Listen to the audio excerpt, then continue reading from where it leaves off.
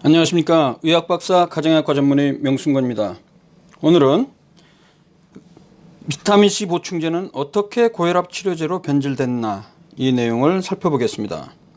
제가 지난 시간에 모 의대 해부학교실에 여기서는 C 교수라고 표현을 했는데요.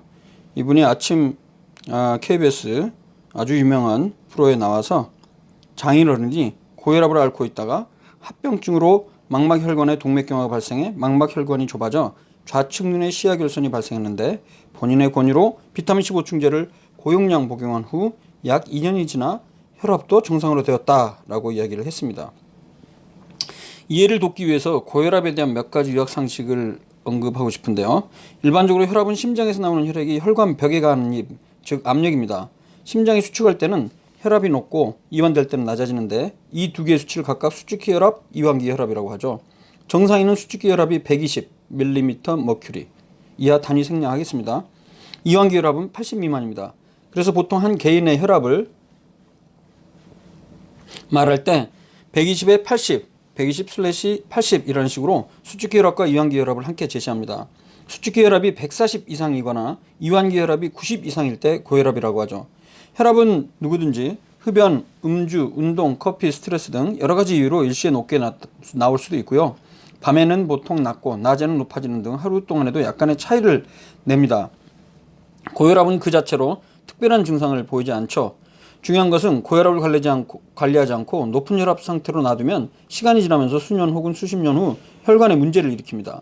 동맥혈관벽에 섬유화가 진행돼 딱딱해져 혈관의 탄성이 줄어드는 동맥경화증이나 동맥혈관벽에 염증이 생기면서 콜레스테롤, 중성지방, 칼슘 등이 쌓여서 중 모양의 덩어리가 생겨 혈관벽이 딱딱해지고 혈관 지름이 감소하는 죽상경화증이 대표적이죠.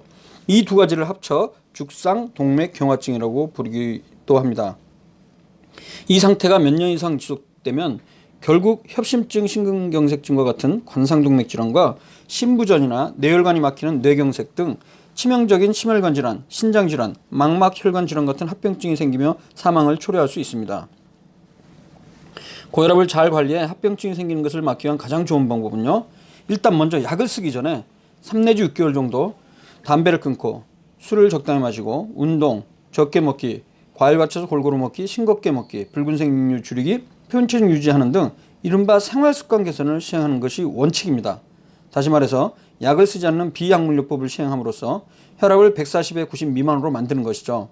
참고로 2014년에 새롭게 발표된 성인을 대상으로 고혈압 관리를 위한 근거중심 가이드라인에서는 60세 이상의 경우에는 150에 90 이하로 유지하도록 목표를 높였습니다. 140에 90 미만이든 150에 90 미만이든 건강상 이득에서 별 차이가 없었기 때문이죠. 물론 최근에는 고혈압 가이드라인의 일부 학회에서 보다 더 고혈압의 기준을 135에 80으로 이렇게 낮게 설정하자는 의견을 제시했지만 이 부분이 전체적으로 모든 의학 영역 단체에서 다 동의하는 부분은 아닙니다.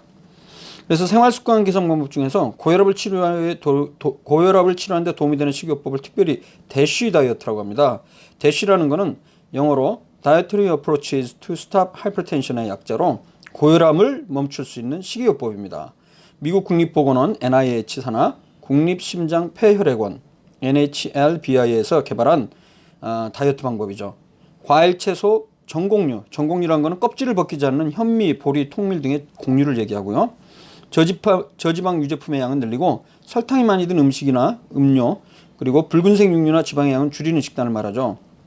이 식단은 고혈압뿐만 아니라 체중 감량, 콜레스테롤 감소에도 도움이 되는 것으로 잘 알려져 있습니다.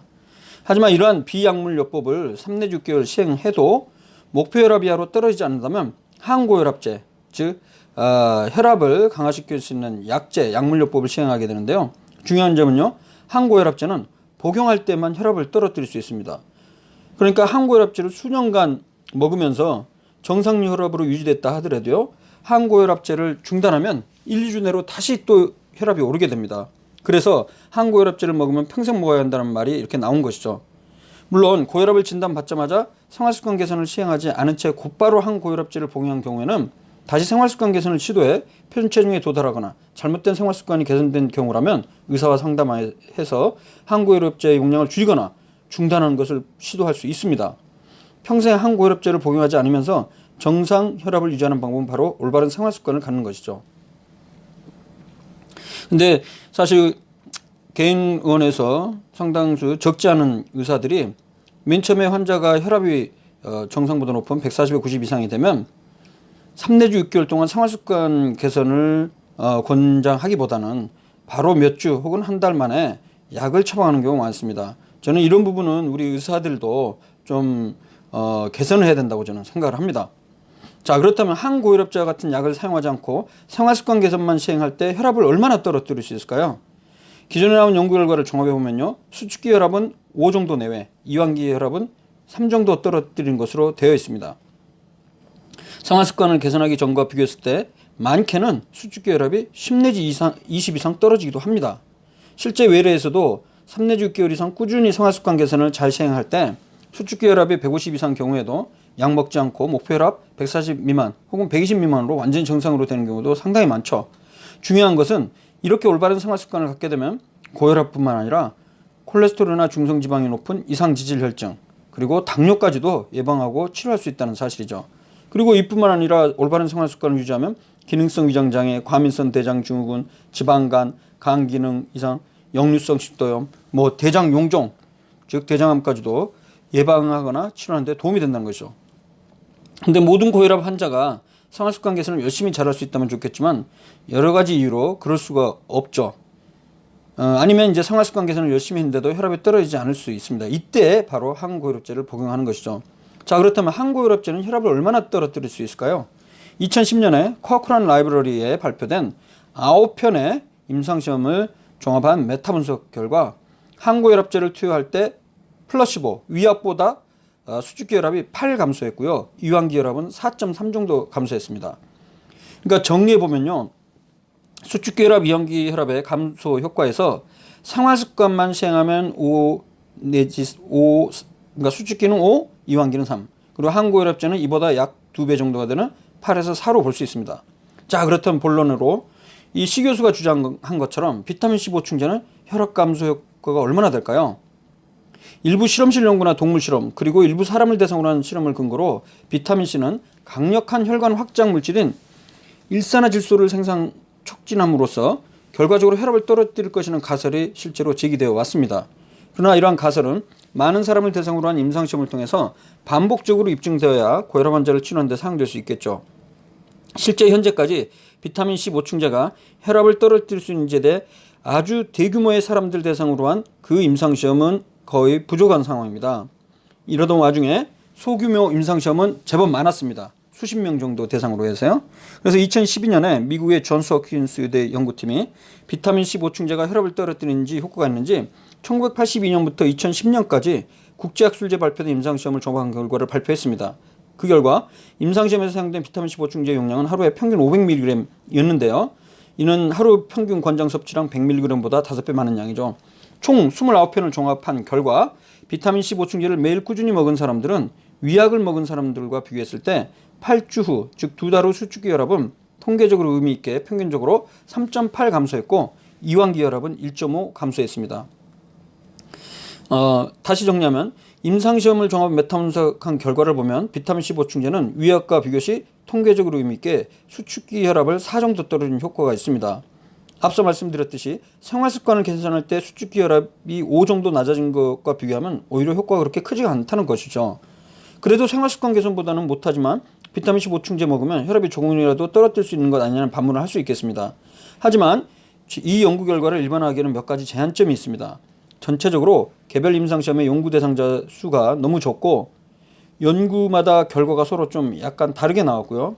대다수 연구가 두군으로 할당하는 과정에서 무작위를 어떤 식으로 시행했는지 서술이 되어 있지 않아 전반적으로 연구의 질적 수준이 낮았습니다. 이 상황이라면 연구 결과를 종합했을 때 비타민C 보충제가 혈압을 떨어뜨린 효능이 있다고 나왔을지라도 그 결과를 신뢰하기가 어렵습니다.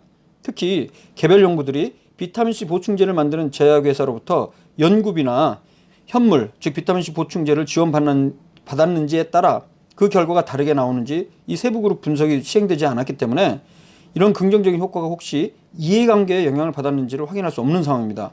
추가적인 분석을 통해서 제약회사로부터 연구 지원을 받은 연구와 받지 않은 연구로는 메타 분석이 필요할 것으로 생각합니다. 저도 해봐야 되겠네요.